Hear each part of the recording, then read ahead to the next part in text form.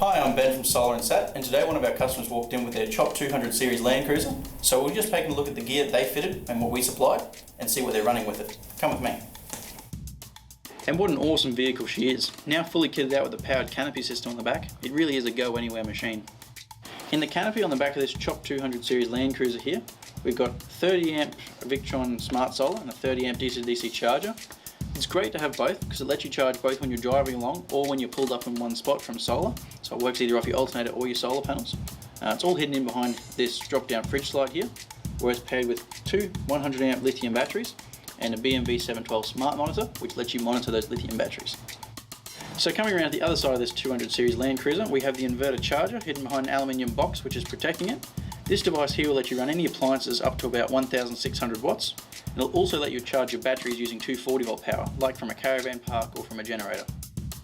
On the top of the canopy, we've got 360 watts of solar the customer's fitted, and that will easily let him run his fridge, freezer and any other appliance he wants to, even if he's away from power or not moving his vehicle for an extended period of time.